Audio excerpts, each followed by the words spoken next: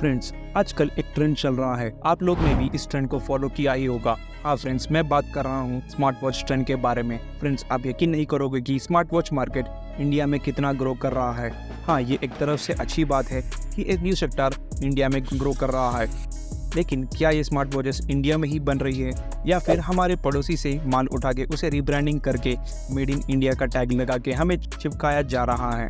Fireboltt जैसी company Samsung को भी पीछे छोड़कर वर्ल्ड की second most sold watch company बन गई। ये बहुत अच्छी बात है हम इंडियंस के लिए, लेकिन क्या अगर मैं आपको कहूँ कि ये कंपनीज हमारे साथ एक खुला स्कैम कर रही हैं। ये स्कैम हम सबको पता है, फिर भी हम इन स्मार्ट वॉचेस को बड़े शौक से खरीदते हैं। अगर मैं ये बात आपसे कहूँ, क्या आप मेरी बात मानोगे? नहीं। ये कंपनीज सही में इंडियन इकोनॉमी को ग्रो करने में मदद कर रहे हैं या फिर हमारी पड़ोसी देश की इकोनॉमी की ग्रोथ की लगी पड़ी है? सब कुछ जानते हैं इस वीडियो में। नॉइस की नई मेटल स्मार्ट वॉच है। तो फायरबोल्ट की कोबरा के बाद नॉइस भी लाइक हम भी रेगेट वॉच लेकर आएंगे। आपका फोन बज रेला शायद से। ये तो Fireboltt Android smart watch claim करते हैं, वो मेरे पास मेल आता है कि आपका प्रोडक्ट लिया ही नहीं गया है। अब यहाँ से होता है mentally torture. Hello friends, welcome to knowledge TV network. India में पहला smart watch Apple first generation smart watch था और इसकी प्राइसिंग करीब 30,000 की थी। फ्रेंड्स, टेक्नोलॉजी की इंडस्ट्री में सबसे ज़्यादा पैसा न्यू टेक्नोलॉजी इन्वेंट और इसके रिसर्च और डेवलपमेंट में लगता है। एक बार कुछ न्यू टेक्नोलॉजी इन्वेंट हो जाए तो उसे इजीली अफोर्डेबल प्राइसेस में मैन्युफैक्चर करा सकते हैं। और एक कंट्री है जो हर चीज़ लॉन्च होते ही उसका कॉपी बनाती है, वो चाहे दुनिया की सबसे महंगी कार रोल्स रॉयस ही क्यों ना हो। आप लोग समझ गए होंगे कि मैं किसकी बात कर रहा हूँ। हाँ, मैं चाइना की ही बात कर रहा हूँ। फ्रेंड्स, इंडिया में पहले से ही स्मार्ट वॉच बिक रहे थे। स्मार्ट वॉच एक एक्सपेंसिव प्रोडक्ट की तरह ट्रीट करते थे और स्मार्ट वॉच का मार्केट ज्यादातर सैमसंग और एप्पल ही आपस में बांट लेता था।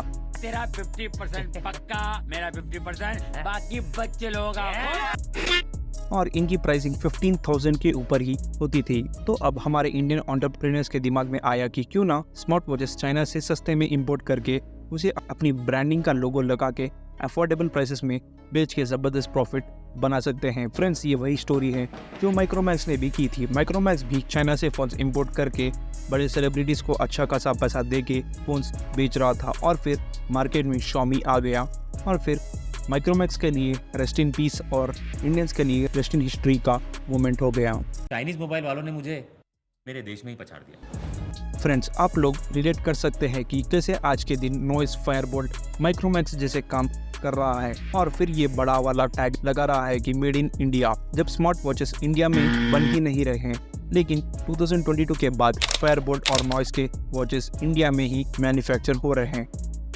यह हमारे इंडियंस के लिए बहुत अच्छी बात है, लेकिन बोट अभी भी अपने कई प्रोडक्ट्स चाइना से इंपोर्ट करके उसे अपना ब्रांड का स्टिकर चिपका के बेच रहा है, जो कि एक बहुत गलत बात है। और मैंने ये सोचा था कि जब भी हम अच्छा करेंगे ना, हमें इंडिया में बनाना चाहिए। फ्रेंड्स, मैंने आप लोग को वीडियो के शुरू में कहा था कि ये कंपनीज हमारे साथ एक खुला स्कैम कर रहे हैं। आप लोग सोच रहे होंगे कि आखिर क्या स्कैम कर रहे हैं। डिसेंट प्राइसिंग और कई फीचर्स के साथ स्मार्ट वॉच दे रहे हैं, इससे बढ़ के और क्या चाहिए। बात तो सही है। तो फ्रेंड्स, मैं बता दूं कि स्मार्ट वॉच में और स्मार्ट बैंड में बहुत फ़र्क होता है। स्मार्ट वॉच का असली मतलब ये होता है कि portable wearable device in form of watch, जिससे हम वो सारे काम कर सके जो हम स्मार्टफोन से करते हैं, जैसे डायरेक्ट कॉल करना, गूगल सर्च करना। इसे कहते हैं स्मार्ट वॉच। ये ब्रांड्स हमें स्मार्ट वॉच के नाम पे स्मार्ट बैंड्स बेच रहे हैं।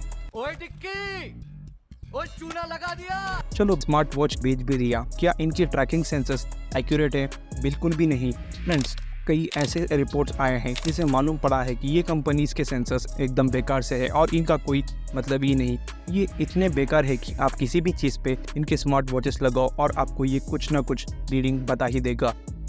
ये सारी कंपनीज बस एक दूसरे से कॉपी कर रही हैं। फ्रेंड्स, सर्विस देने में और क्वालिटी सर्विस देने में फ़र्क होता है ना। अब बात करते हैं कि फायरबोल्ट ने स्मार्ट वॉच के मामले में सैमसंग को भी पीछे छोड़ दिया। फायरबोल्ट हर महीने कई न्यू मॉडल्स लॉन्च करता है और ये खुल के दूसरी ब्रांड्स की कॉपी करता है और इसे बहुत कम प्राइसिंग में ऑफर करता है। इसलिए कस्टमर्स इसके प्रोडक्ट्स खरीदते हैं, क्योंकि हम इंडियंस को सब चीज़ सस्ती और टिकाऊ चाहिए। लेकिन अगर कल के दिन फायरबोल्ट महंगी स्मार्ट वॉच लॉन्च करेगा तो कोई लेगा क्या? जी नहीं। सबको पता है कि फायरबोल्ट में 1000 से लेकर 5000 तक लगाना बेहतर रहेगा। उसके ऊपर कोई भी आपको नॉइस और फायरबोल्ट सजेस्ट ही नहीं करेगा। ये स्टोरी मारुति सुजुकी से मिलती जुलती है। हर कोई सुजुकी की गाड़ी लेना पसंद करेगा क्योंकि ये सस्ती और टिकाऊ होती है, लेकिन क्या अगर ये महंगी गाड़ी निकालना शुरू कर दे तो जाहिर सी बात है कोई भी इनकी गाड़ी लेना पसंद नहीं करेगा। इसी के चलते मारुति सुजुकी किजाशी भी डिसकंटिन्यू करनी पड़ी थी। गाड़ी फैंटास्टिक थी विद एक्स्ट्रा ऑर्डिनरी फीचर्स, लेकिन इसकी प्राइसिंग के कारण गाड़ी डिसकंटिन्यू करनी पड़ी। आज भी इस कार के डे हार्ड फैंस है। फ्रेंड्स, अगर आपको भी किजाशी पसंद है तो कमेंट्स में बताना ना भूलेगा। Back to the video.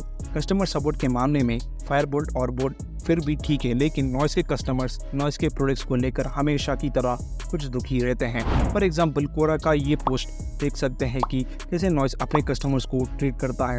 Friends, अगर आप मेरी मानो तो आप लोग को इन कंपनीज के चक्कर पड़ना ही नहीं चाहिए। अगर आपको स्मार्ट वॉच लेना है तो और बजट बढ़ाओ, सैमसंग एप्पल जैसी एक अच्छी वाली स्मार्ट वॉच खरीदो।